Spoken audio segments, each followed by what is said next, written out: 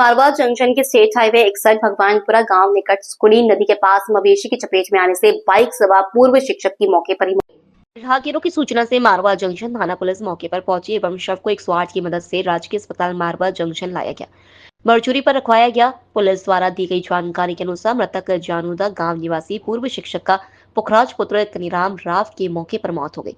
आज परिजनों के आने पर शव का पोस्टमार्टम कर शव सुपुर्द किया जाएगा। लोकल से लेकर ग्लोबल तक की खबरों के लिए देखते रहिए सच्ची रिपोर्ट।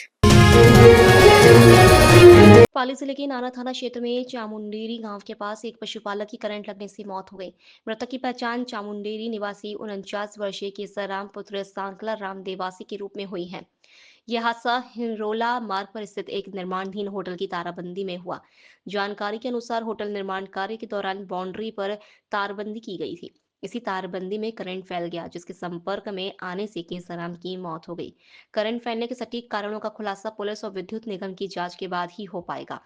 पुलिस ने इस संबंध में मामला दर्ज कर जांच शुरू कर दी है। घटना की सूचना मिलते ही भारतीय किसान संघ तहसील अध्यक्ष नाड़ा भवानी सिंह चौहान, सहकारी समिति उपाध्यक्ष व भाजपा प्रवक्ता हरि सिंह पवार, समाज सेवी हनुमंत सिंह चौहान, राजेंद्र सिंह चौहान, शंभू सिंह इंदर सहित बड़ी संख्या में ग्रामीण मौके पर पहुंचे। उन्होंने मृतक के परिजन और समाज बंधुओं के साथ मिलकर पुलिस को घटना की जानकारी दी और विद्युत निगम को सूचित कर बिजली आपूर्ति बंद करवाई। लोकल से लेकर ग्लोबल तक की खबरों के लिए देखते रहिए सच्ची रिपोर्ट। जिला शिक्षा अधिकारी के निर्देश से पंचायत प्रारंभिक शिक्षा अधिकारी देवेंद्र सिंह मीणा द्वारा आज विद्यालय के अधीनस्थ विद्यालयों का निरीक्षण किया गया। अधिकारी ने विद्यालयों की दूध पाउडर, खाद्य सामग्री, स्टॉक, रजिस्टर्ड सामग्री एवं विद्यालय की व्यवस्थाओं को लेकर औचक निरीक्षण किया। अधिकारी द्वारा कानावास, बासनी, सुरियाता, मालपुरिया खुर्द, मालपुरिया कला विद्यालयों को निरीक्षण कर दूध पाउडर एवं खाद्य सामग्री स्टॉक वितरण का स्टॉक व्यवस्थाओं का जायजा लिया। मिड डे मील की माकूल व्यवस्थाओं को लेकर आवश्यक दिशा निर्देश दिए गए। इन विद्यालयों की व्यवस्थाएं सुव्यवस्थित पाए जाने पर विद्यालय प्रधानाचार्य एवं विद्यालय स्टाफ का आभार व्यक्त किया। के चरणों में मेरा प्रणाम। बच्चों, मैंने ऐसा क्यों कहा कि जन्म देने वाले माता पिता के चरणों में प्रणाम, क्योंकि ये आपको पता है कि हमको जन्म किसने दिया है? माँ ने दिया है ना। तो माता पिता से बड़ा कोई दुनिया में भगवान नहीं है। उसके आपको भी मैं कहना चाहूंगा, जब भी कभी अपने घर पे आप नींद से उठो तो उस समय आप सबसे पहले ये देखो कि आपको अपने मम्मी पापा को, बड़े जितने भी दादा है, दादी है, नाना नानी, बड़े जितने भी हैं, उन सबको हमें प्रणाम करना है। उसके बाद हमको स्कूल भी उनको प्रणाम करके आना है, ठीक है ना। एक तो इस चीज का ध्यान रखना। अब मेरे को ये बताओ, अभी वैसे मैंने अभी यहाँ एक प्रतिज्ञा देखी आपकी, मैं प्रतिज्ञा हर स्कूलों में भी देखता हूँ, लेकिन ये जो यहाँ पर कानावास में जो मैंने देखा, मुझे बहुत ही अच्छा लगा कि यहाँ पर अभी जो प्रतिज्ञा हो रही थी और लास्ट में जिस तरीके से बच्चों ने जय हिंद करा, वो मैंने अन्य स्कूलों में नहीं देखा। तो मैं यहाँ के जो हमारे सर हैं, इनको बहुत बहुत धन्यवाद, संस्था प्रधान जी, नारायण जी सर और पूरा स्टाफ। इसका मतलब परफॉर्मेंस प्रार्थना की बहुत अच्छी है। मैं प्रधानाचार्य सुरायता एवं पीओ सुरायता, मैं आपको यहाँ पर आज आपकी अच्छी परफॉर्मेंस के लिए यहाँ पर सैल्यूट करता हूँ। आप अपने लिए जोरदार ताली बजा दीजिए, जोरदार। आपकी खाना अच्छा मिल रहा है, आपको कोई शिकायत तो नहीं है?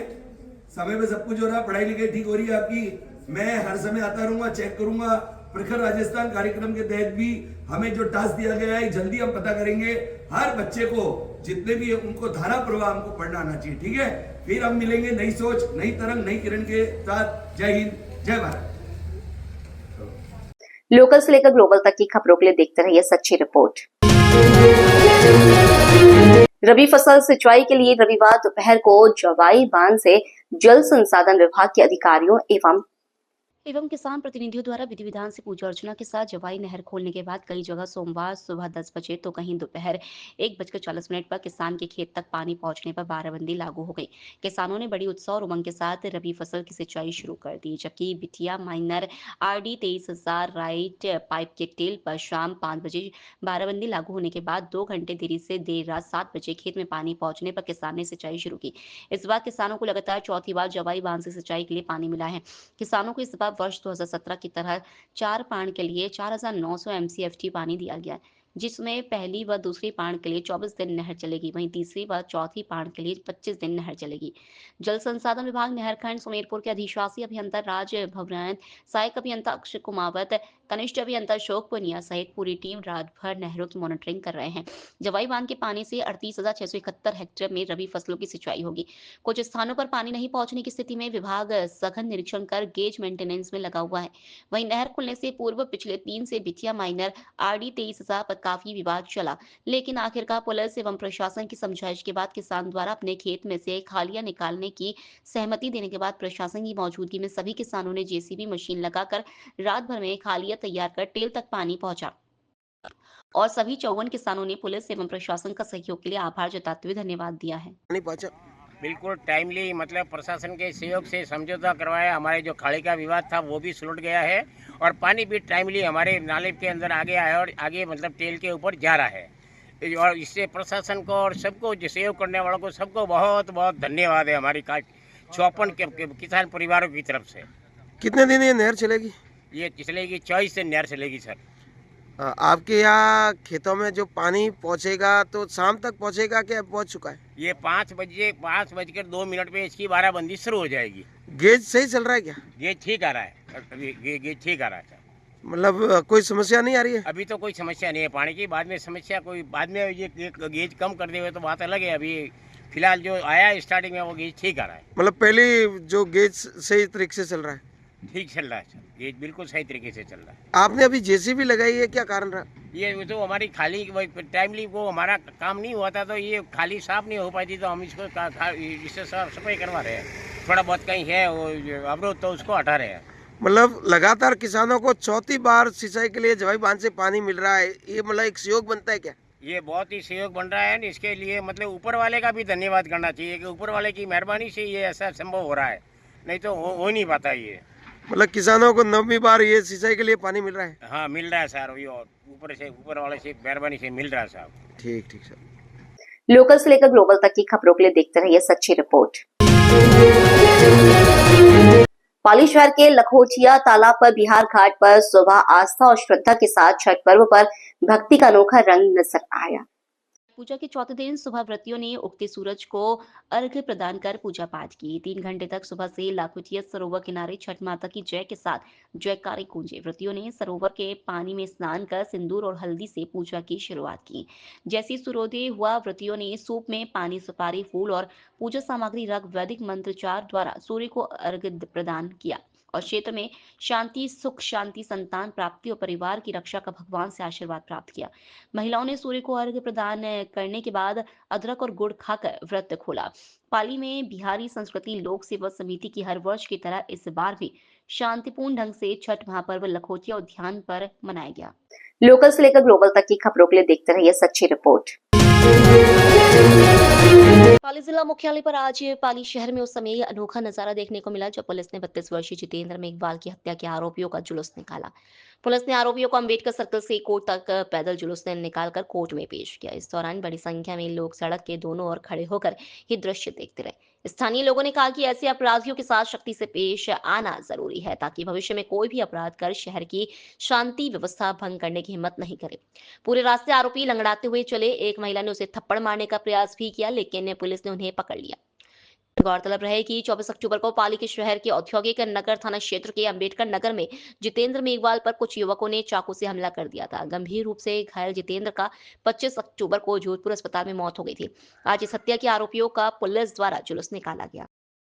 देखिए 24 अक्टूबर को एक हीनियस ऑफेंस औद्योगिक थाना एरिया के अंदर घटित होता है, जिसके अंदर 4 व्यक्ति जो है वो एक व्यक्ति की निर्मम हत्या करते हैं चाकूबाजी करते हुए।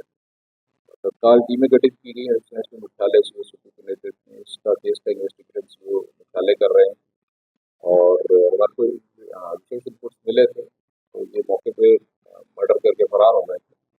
तो विशेष इनपुट्स मिले, टीमें हमारी लगी हुई थी, साइबर टीम भी लगी हुई थी। तो हमने इनमें से जो मेन 3 एक्यूज थे उनको हमने अरेस्ट आज तक कर लिया है और एक व्यक्ति अभी फरार है, उसको भी हमारी टीम लगी, जल्दी हम उनको भी इसमें केस में अरेस्ट करेंगे।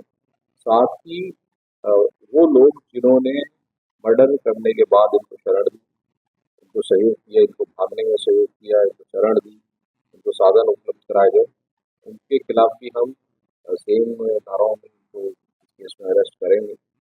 प्लस इनकी जो नए बीएनएस कानून के तहत प्रॉपर्टी सीजर की पावर हमारे को मिली, इसके अंदर अपराधी जो इस तरह के अपराध सीरियस अपराध कारित करते हैं, उनकी जो प्रॉपर्टी का सीजर है उसकी एप्लीकेशन हम मजिस्ट्रेट को आपको करेंगे ताकि हम उनकी प्रॉपर्टी का तत्काल पूर्ति उसकी कर पाएँ और सख्त से सख्त हम उनको सजा दें। मामले के बाद देखिए अभी तक जो हमारी इनपुट थे और एफआईआर में जो रिपोर्ट दी गई, टोटल 4 लोग थे 2 मोटरसाइकिलों पे, तो मौके पे थे और उन्होंने घटना कारित करी है। अभी तक इन्वेस्टिगेशन जब तक पहुंचे उसमें 4 मौकों पे थे, बाकी सहयोग। देखिए हमारा मैसेज अपराधी तत्व जो है, बदमाश तत्व, उनके लिए लाउड एंड क्लियर है कि अगर आप इस तरह की घटना कारित करते हैं जिससे कि समाज में एक इस तरह का कोई भय व्यक्त करने की मंशा हो, लोगों को डराने, धमकाने, परेशान करने की मंशा हो, तो आपके खिलाफ सख्त से सख्त कार्रवाई अमल में लाई जाएगी। कानून के तहत आपको न केवल पकड़ा जाएगा, आपकी संपत्ति कुर्क की जाएगी, अवैध संपत्तियों को जब्त किया जाएगा और आपको कतई बख्शा नहीं जाएगा। और समाज में एक मैसेज भी जाएगा कि अगर इस तरह का कोई हरकत करता है तो उसका अंजाम कितना बुरा हो सकता है। मारवाड़ जंक्शन के रेलवे स्टेशन पर बिजली विभाग कार्यालय पर अचानक जहरीला रेड स्पेक्टिकल कोबरा आने से अफरा तफरी मच गई। स्टेशन अधीक्षक का बालकिशन शर्मा की सूचना से सर्व रेस्क्यू टीम के माजिद खान मौके पर पहुंचे एवं 1 घंटे मशक्कत के बाद जहरीले रेड स्नेक स्पेक्टिकल कोबरा का रेस्क्यू किया गया और सुरक्षित वन क्षेत्र में छोड़ा गया। तब जाकर रेलवे के अधिकारियों एवं कार्मिकों ने राहत की सांस ली। मारवाड़ जंक्शन क्षेत्र में बीते 1 सप्ताह से लगातार रेड स्नेक आने की घटनाएं देखी जा रही है। सुमेरपुर थाना पुलिस ने ऑपरेशन गुप्त के तहत अवैध हथियार के विरुद्ध कार्रवाई करते हुए अवैध हथियार पिस्टल सप्लायर विशाल सिंह को गिरफ्तार कर एक कारतूस बरामद किया है। पुलिस अधीक्षक आदर्श सिंधु ने बताया कि जिले में चलाए जा रहे ऑपरेशन गुप्त एवं प्रहर के तहत चैन सिंह महिजा, अतिरिक्त पुलिस अधीक्षक बाली जितेंद्र सिंह राठौर, वृत्ताधिकारी सुमेरपुर के निर्देशन एवं रविंद्र सिंह खिंची, थानाधिकारी सुमेरपुर के नेतृत्व में 25 अक्टूबर को मुखबिर इतला के आधार पर सरहद बिसलपुर थाना सुमेरपुर से आरोपी करण सिंह पुत्र भंवर सिंह निवासी बिसलपुर को दस्तयाब कर उसके कब्जे से एक अवैध पिस्टल बरामद कर प्रकरण दर्ज किया गया था। उक्त प्रकरण में गिरफ्तार शुदा आरोपी करण सिंह से गहनता से अनुसंधान से अवैध हथियार सप्लाई के नेटवर्क का खुलासा करते हुए दिनांक 26 अक्टूबर 2025 को उक्त अवैध हथियार पिस्टल के सप्लायर विशाल सिंह को गिरफ्तार कर विशाल सिंह की इत्तला पर एक अवैध कारतूस बरामद किया गया है। रायपुर में आरएलपी के 7वें स्थापना दिवस के उपलक्ष्य में बीकानेर में 29 अक्टूबर को आयोजित महारैली को लेकर हाल ही में कांग्रेस पार्टी को छोड़कर आरएलपी ज्वाइन करने के बाद पूर्व प्रतिपक्ष नेता चेनाराम माली के सानिध्य में कार्यकर्ताओं की बैठक आयोजित हुई, जिसमें आरएलपी जिलाध्यक्ष माधुराम जाट सहित कई पदाधिकारी भी मौजूद रहे। वहीं इस दौरान उपस्थित कार्यकर्ताओं को जिलाध्यक्ष माधुराम जाट व पूर्व प्रतिपक्ष नेता चेनाराम माली के द्वारा संबोधित किया गया और आरएलपी की महारैली में ज्यादा से ज्यादा संख्या में भाग लेने को कहा। साथ ही आरएलपी पार्टी के चेनाराम माली ने रायपुर नगर पालिका के आगामी चुनावों में चुनाव लड़ने को लेकर अपनी मंशा जाहिर की। आज की मीटिंग का क्या उद्देश्य है? आज की मीटिंग जो रायपुर में आरएलपी पार्टी की रखी गई, मीटिंग का उद्देश्य है जो कल 29 तारीख को बीकानेर में जो 7वां स्थापना दिवस मनाने जा रही है आरएलपी पार्टी, उसके लिए रैली में जो चलना है और पार्टी को मजबूत बनाने के लिए जितने ज़्यादा से ज़्यादा कार्यकर्ताओं को बीकानेर चलना है, उसके संबंध में चर्चा की गई। रायपुर में आरएलपी पार्टी आपने ज्वाइन की है, तो आगामी रणनीति क्या रहेगी? रायपुर के लिए आरएलपी पार्टी नहीं हो सकती है, लेकिन राजस्थान के लिए नई नहीं है और गरीब किसान युवा की पार्टी है और हमें विश्वास है कि आने वाले चुनाव में, नगर पालिका चुनाव हो चाहे पंचायत समिति चुनाव हो, आरएलपी पार्टी सभी सीटों पर अपना चुनाव लड़ेगी और पूरी ताकत से चुनाव लड़ेगी और अपना वोट बनाने की पूरी कोशिश प्रयास करेगी। बहुत बड़ी चुनौती का रूप हो गया कि वापस से कार्यकर्ता को तैयार करना है, आरएलपी पार्टी की नींव को मजबूत भाई हमें अपने लोगों पे भरोसा है, पार्टी बाद की बात है, हमारे व्यक्तिगत रिश्ते अपने लोगों से बहुत अच्छे हैं और मैं हमेशा गरीब, दलित, किसान इन लोगों के साथ रहा हूँ, इन लोगों का विशेष प्रेम रहा है मेरे साथ, और पार्टी से ज़्यादा भावात्मक जुड़ाव, दिल से जुड़ाव रहा मेरा। और मुझे विश्वास है कि इन लोगों ने 10 साल मेरा साथ दिया है, और अगर मैं इन लोगों के लिए सही हूँ तो पार्टी क्या है क्या नहीं है मायने रखेगी, वो मायने नहीं रखेगी। और रायपुर में आरएलपी पार्टी को मजबूत करने के लिए लोग मेरा उसी विश्वास और आत्मविश्वास से मेरा साथ देंगे, और उसी विश्वास और आत्मविश्वास से अगर साथ देंगे तो आरएलपी पार्टी रायपुर में मजबूत होगी। और आरएलपी पार्टी रायपुर मजबूत होगी तो हमें एक अच्छा नेता मिला है राजस्थान लेवल का, जो हमारे कार्यकर्ताओं की सुन सकता है, हम लोगों के साथ कभी कोई अन्याय नहीं होने देगा, और हमारे लिए हमेशा आधी रात को भी हमारे लिए खड़ा रहेगा। लोकल से लेकर ग्लोबल तक की खबरों के लिए देखते रहिए सच्ची रिपोर्ट।